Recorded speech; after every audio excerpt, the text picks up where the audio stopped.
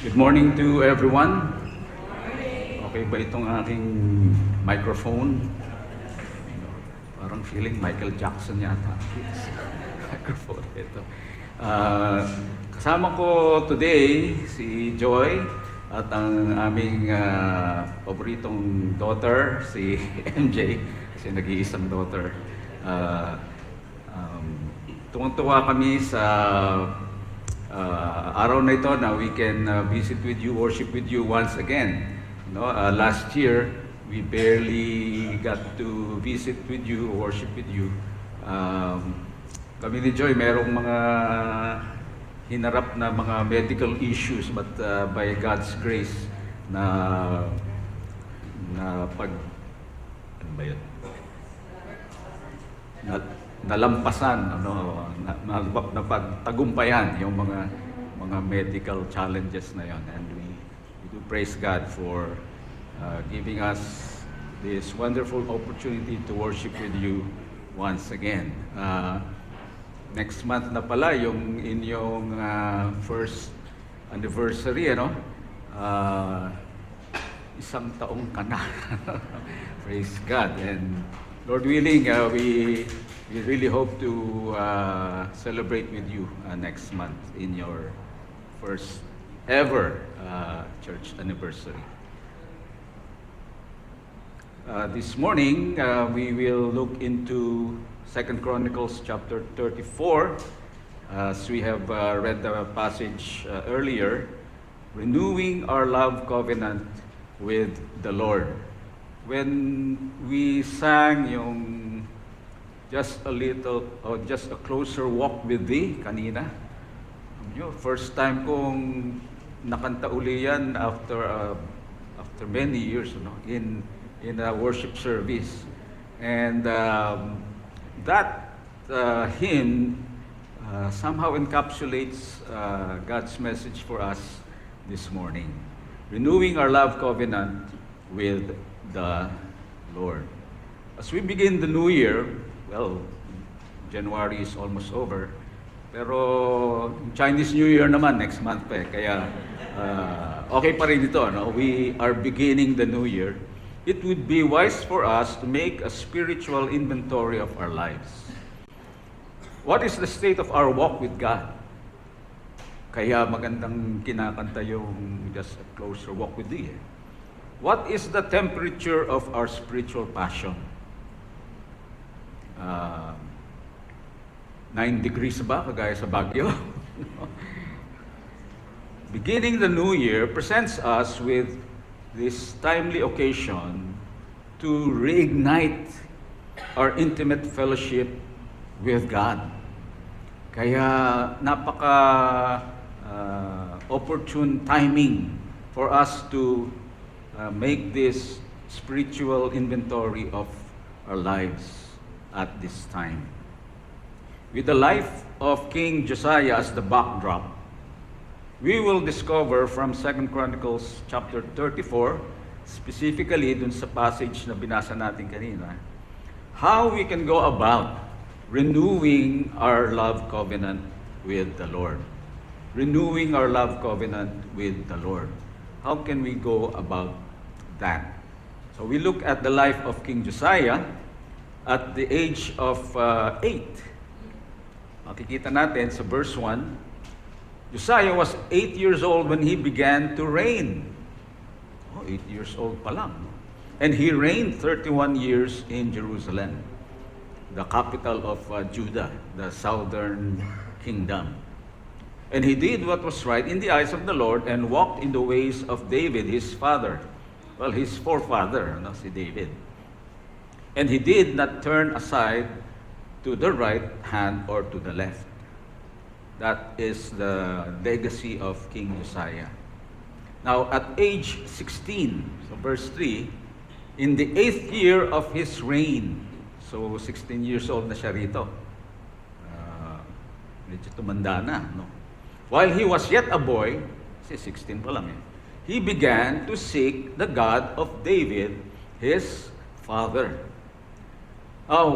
We will see how significant this is, that at the tender age of King Josiah, he began to seek the God of David, and he did not turn from right to left. No, sinasabi kanina dun sa verse 2. Sino ba yung lolo ni King Josiah? His grandfather was King Manasseh. Mga Amerikano, Manasa. Mas malapit sa Hebrew yung Manasseh.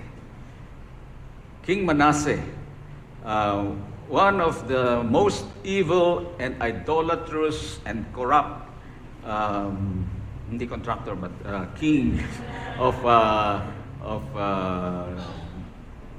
Judah. No, yung kasi Israel, di ba, nahati yan, Northern Kingdom, yung tinawag na Israel, and the Southern Kingdom, yung Judah. So si Manasseh was a king of Judah, and he was one of the most notorious kings of Judah. In 2 Chronicles 33, 1-9, sabi diyan, Manasseh was 12 years old when he became king, and he reigned in Jerusalem 55 years. Matagal yun, relatively speaking. He did evil all in the eyes of the Lord. He erected altars to the Baals and made Asherah poles. Yung Baal and Asherah, yan yung mga god and goddesses of the Canaanites at the time. And we see here that Manasseh not only adopted these idols, these false gods, but he instituted worship of these false gods all over his kingdom. And he bowed down, sabi diyan, to all the starry hosts and worshiped them. Some of us may be worshiping mga superstars today, but this is idolatry. So, sa 2 Chronicles 33 verse 6, he sacrificed his children in the fire in the valley of Ben Hinnom, practiced divination, witchcraft. He sought omens, consulted mediums, spiritists. So lahat na ng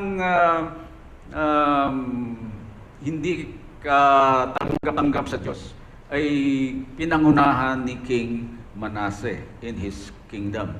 He led Judah and the people of Jerusalem astray that they did more evil than the nations the Lord had destroyed before the Israelites. Nilampasan pa ni King Manasseh ang evil and idolatry of the Canaanites. Parang sa Pilipinas, institutionalized na yung corruption sa ating kultura, sa ating mga institutions. But there was a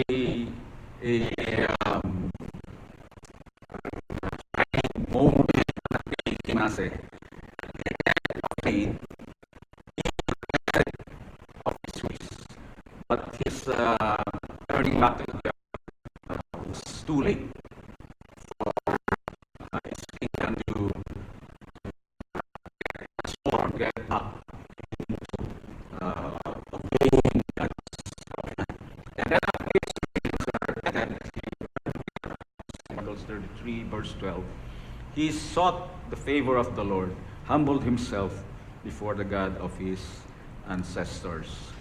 But that turning around was too late na. No, yung consequences of his evil reign would not go away. But still, he came back to the Lord. Now, who is the father, or who was the father of King Josiah? King Josiah's father was King Amon. Pero si King Amon, masasabi natin, like father, like son. This is verse 21. Amon was 22 years old when he became king. He reigned in Jerusalem 2 years. 2 years lang. Bakit? We'll see in a little while. He did evil in the eyes of the Lord, as his father Manasseh had done. Amon worshipped, offered sacrifices to all the idols Manasseh had done. So he just perpetuated what his father instituted. in the kingdom of Judah. So he lived an evil, idolatrous life, just the same. And so this brought an abrupt exit for King Ammon. Ammon's officials conspired against him, assassinated him in his palace. Then the people of the land killed all who had plotted against King Ammon, and they made Josiah, his son, king in his place. So this Nepo baby, Josiah, became king at the age of 8. Kasi na-eliminate na yung kanyang father. So ganun palang nangyari, kaya at the age of 8, he was crowned king. Now, when we look at our own situation today, we can see very well that there is evil, there is idolatry, there is corruption all over the land. Yung culture of corruption, it is so entrenched already. And I have heard many Christian leaders in the recent past who would lament, we have been planting churches all over, hundreds of new churches every year, but have we seen a difference, a dent in the corrupt culture, society of the country? What's happening? Bakit parang wala ring influence or impact ang Christianity? Well, in an article that I have read, the proposal is that modern Christianity, or what we would call cultural Christianity, enables corruption. It enables the perpetuation of this sinful society, sinful culture. See, as we are seeing, people in government, in business, mga leaders na ito, they actually use Christianity for them to gain and have a veneer, a facade, an image of being a Christian, being a righteous person. Yung si congressman na ganito, member nung church na yon, and he helps in leading mga church activities. So merong ganung veneer of righteousness yung mga politicians and other leaders in the land. So they actually just use Christianity for their own purposes. And this was the experience of the people of Judah at the time. Their own king led them in turning away, going against the covenant of God. But we remember that as believers, we have received the Lord Jesus Christ, and we have been transformed by the gospel, so that we, the church, can actually make a positive impact on our society even today. Sa Ephesians chapter 6, sabi ni Paul, don't be deceived. Sexually immoral, idolaters, adulterers, those who practice homosexuality, thieves. So kasama na dyan yung mga contractors and congressmen and everyone else. The greedy, drunkards, revilers, swindlers will not inherit the kingdom of God. And Paul says, and such were some of you. Before you came to know the Lord Jesus Christ, before you repented of your sins and turned to the Lord Jesus Christ, that was your lifestyle.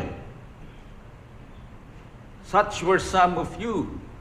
But you were washed, you were sanctified, you were justified in the name of the Lord Jesus Christ by the Spirit of God. So we have the potential to be agents of change, social transformation, if we will let the power, the life-transforming power of the gospel be expressed in our lives. So the challenge for us is that we live out our new identity in Christ and not be entrapped by our culture, our society. No? Na we can go against the tide because we are believers. We have a new identity in Christ. And let us claim the liberating power of the Holy Spirit over destructive life patterns from the past. Si King Josiah, kita natin yung kanyang very negative family background, di ba? Hanggang sa kanyang lolo. Ganon ang kanyang nakagisnan. But he chose, at an early age, he chose to follow his God, to live for his God. And we can do the same. So King Josiah followed the ways of David, verse 2. He did what was right in the eyes of the Lord. He walked in the ways of David, his father, or actually his forefather.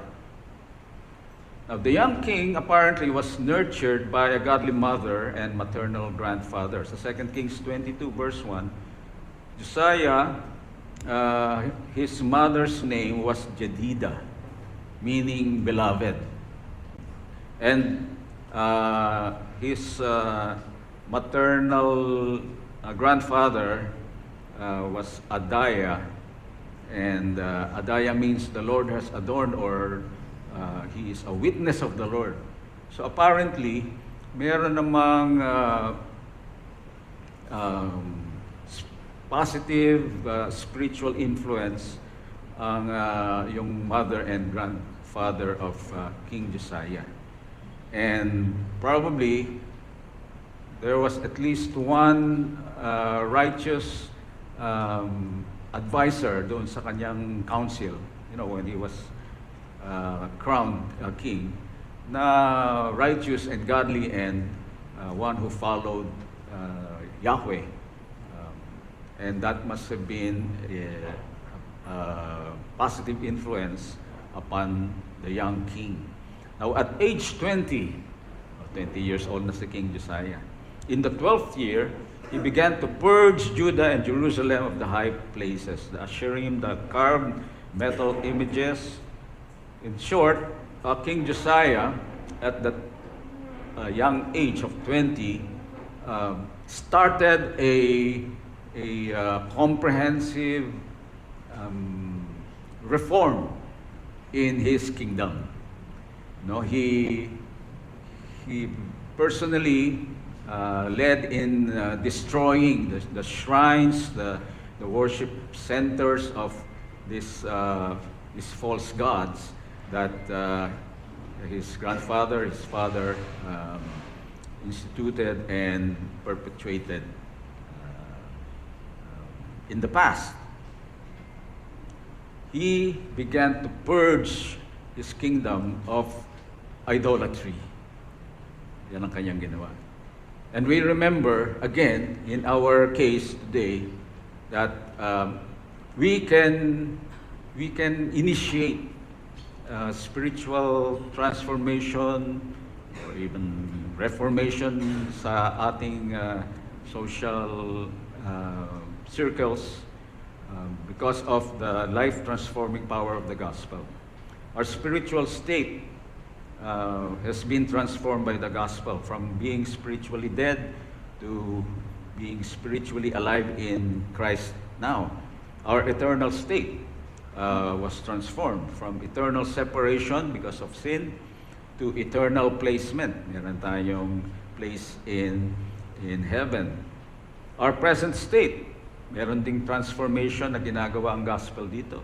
We were people of disobedience. We were actually children of Satan before. Now we are God's workmanship. We are God's children. We are a new creation. So again, this is the invitation, the challenge for us to avail of the life-transforming power of the gospel in our own lives. So as we mature in Christ and grow strong in the faith, we can pursue radical spiritual transformation. Huwag tayong maging kontento na change na ako ng Panginoon. Marami na mga changes in my life since I came to know Christ. There is so much more that the Holy Spirit wants to do in our lives, to transform us, to make us conform to the image of the Lord Jesus. Now at age 26, King Josiah repairs the broken down, neglected temple. After he had instituted yung mga reforms sa religious and social situation ng kanyang kingdom, nag-focus naman na siya ngayon in repairing the dilapidated temple. Why? Because this was the center of worship of the living God, the true God. So King Josiah initiated the repair of the temple. So verse 8, when he had cleansed the land and the house, he sent his officials to repair the house of the Lord, or the temple. And as construction was started inside the temple, what happened? The book of the law is found. Probably these are scrolls of either the Torah, the first 5 books of the Old Testament, or just the book of Deuteronomy. Was probably the whole 5 books yan of the Torah. Sabi ni Hilkiah, the priest, he found the book of the law in the house of the Lord. Natabunan yung book of the law ng mga images, maybe mga treasures in the temple. It was lost, and for many years, for many the past kings, they didn't bother to look for the book of the law because they turned away from the covenant of God. But here, the priest finds the book of the law, and King Josiah responds to the word of God. So verse 19, when the king heard the words of the law, he tore his clothes. Bakit? Initan ba siya na yung nagkatibas siya sa... No, he tore his clothes as an expression of remorse, as an expression of yung being sorry before God. Ako, ganito pala kami. No? All along, through the years, we have turned away from our covenant with Yahweh. So yun yung kanya expression of repentance and utter remorse, sadness, as he discovers the word of God. So he says in verse 21, "Go inquire of the Lord for me, for those who are left in Israel and Judah, concerning the words of the book that has been found." Dito pala sa book of the law, we have utterly abandoned our covenant with Yahweh. So for us today, we see our need to renew our own love covenant with the Lord. Perhaps through the years, we have neglected yung closer walk with the Lord, our devotion to Him, our study of God's Word, our prayer time, our personal time with the Lord. And we are now being called to renew our love covenant with Him. And what do we need to do? Just like si King Josiah, we need to go back to the Word of God. And of course, we don't stop in just reading the Word of God. We need to respond in repentance. We need to respond in obedience to the Word of God. Yan ang invitation sa atin today. Now, King Josiah, he personally makes a covenant with God after discovering the book of the law. And then, he leads his people to do the same. So verse 29, the king sent and gathered together all the elders of Judah and Jerusalem.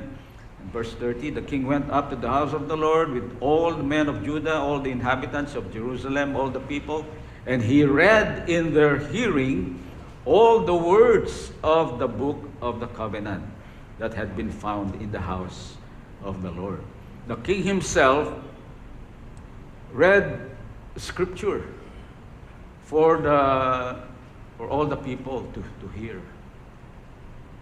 Kaya meron tayong mga scripture reading. Yan ang importance of hearing, reading the Word of God. And not only that, verse 31, the king stood in his place, made a covenant before the Lord. Finally, he makes this commitment to obey, follow the covenant with Yahweh publicly.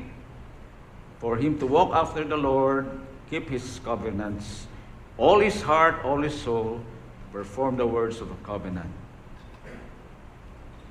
And then, verse 32, he made all who were present in Jerusalem and in Benjamin to join in it. And the inhabitants of Jerusalem did according to the covenant of God, the God of their fathers.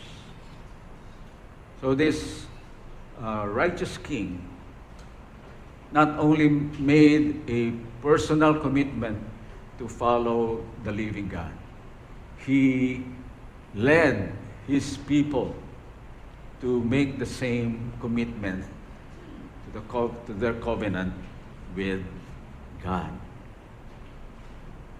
Today, we know that we are living under the new covenant. No? Believers live under the new covenant. And we know that the new covenant has superseded the old covenant. Under the new covenant, we're given the opportunity to receive salvation as a free gift. Our responsibility naman is to exercise faith in Christ. To receive the blessings of the new covenant, we simply need to place our faith in the Lord Jesus Christ, because He is the one who fulfilled the law on our behalf. Yung sa Old Testament, sa Old Covenant, Jesus Christ fulfilled the law. And He brought an end to the law's sacrifices through His once and for all sacrifice of His own life on the cross. So we live under the new covenant.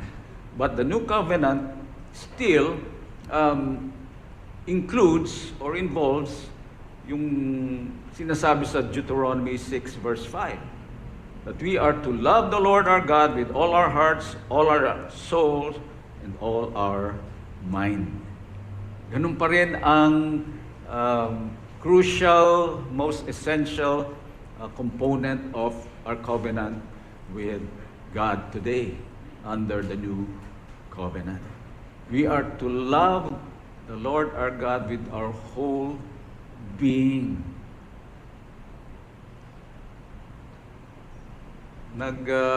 Christmas vacation kami nila Joy sa kanilang farm sa Baungon, Bukidnon last December. And from their farm, you can see Mount Kitanglad range. And in Mount Kitanglad, it is actually a natural park. And merong mga Philippine eagles that live there, no? Kasi reserve yun eh. So protected yung mga Philippine eagles. And there are enthusiasts, even academicians, biologists or zoologists, who would go to Mount Kitanglad to get the chance to see a Philippine eagle in its natural habitat. But it's not easy to get to see a Philippine eagle. No? There was one team that went to Mount Kitanglad. So first day, hiking sila to reach the mountain top and stay there for the whole day. No Philippine eagle. So uwi sila. Balik sila the following day sa ibang spot naman, and same thing. The whole day under the sun, no Philippine eagle. The third day, balik sila. This time merong mga ibang mga weekend adventurers with them, and finally they got to see a Philippine eagle perched on a high tree, and they were just, beyond themselves. Na, oh, finally, ayun, a Philippine eagle. If people would have this passion and commitment, willingness to invest so much time and effort and energy just to see a Philippine eagle for a few minutes. Do we share the same passion and commitment and enthusiasm to see the Lord God, to fellowship with Him, to just sit before Him in worship and just soak in the majesty and the glory of the living God? Oh, that we may have that hunger, passion, and commitment to seek after our God. So we must individually renew our love covenant with the Lord. It is a personal matter. It is between you and God.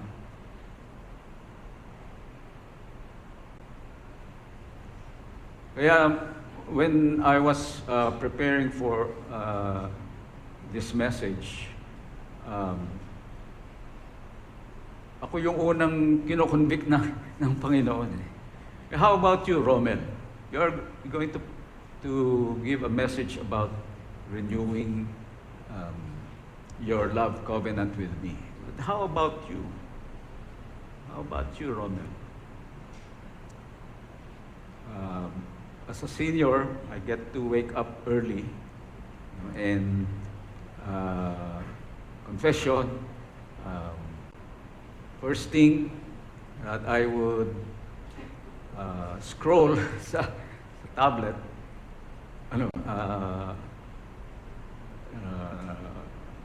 umalis na ba si Khamenei?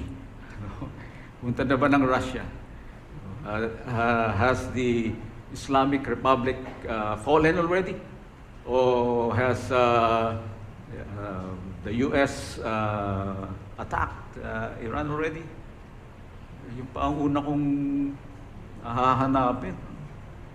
Instead of meeting with God. So, we need to renew our love covenant with the Lord individually. And as we do so, let's invite other believers to do the same. In conclusion, King Josiah left a legacy that will impact countless lives after his time. Sabi yan sa verse 33. You know, most probably, yung mga kasama roon sa nag-renew ng kanilang covenant with God, as King Josiah led them in that commitment, were the young people, Daniel, Hananiah, Azariah, and sin pa isa, Michael ba yung isa? And we know, just a few years later, these young people would join those who will be exiled in Babylon. And we know the history. Simply because these young people